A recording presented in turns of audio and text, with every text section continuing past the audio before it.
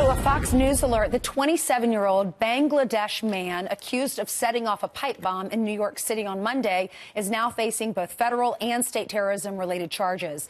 This, as a Washington Examiner article claims, the attack actually shows that the ISIS threat is evolving and is not eliminated. So, how does the president's terror strategy get rid of the Caliphate once and for all? Joining me now to weigh in on this is Fox News foreign policy analyst Kiron Skinner. Kiron, thank you for being with us. Thank you. You're welcome. How do you answer that question? How do we get rid of the Caliphate once and for all? We hope that that issue is addressed in the upcoming national security strategy, which I believe the National Security Council is issuing on Monday. I would suggest the following.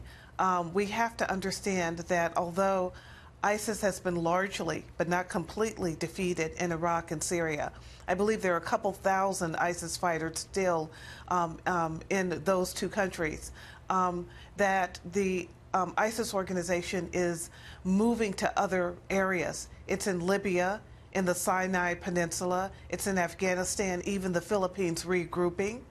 And it is moving away from a kind of command and control center with a big Islamic army to inspiring sleeper cells and lone wolves, and that the attack on the West will be much greater, perhaps, than it's been now that it doesn't have the land mass it had many months ago in this year.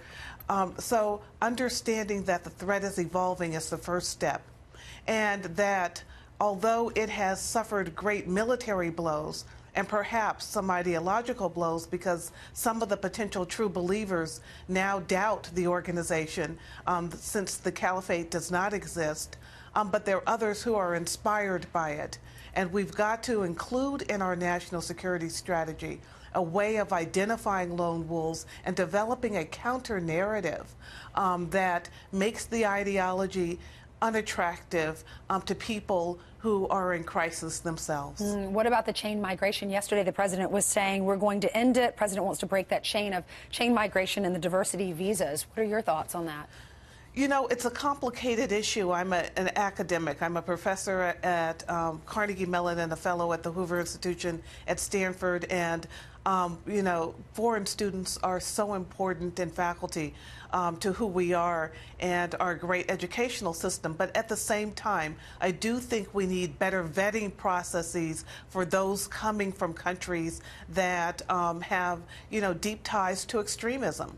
And that does not mean that the United States closes its borders, but that we more sharply and smartly try to defend ourselves and think critically about who we let into the country. The president has said that, let them in on a merit-based system, a point system, and I think some of those students that you talk about would definitely be let in.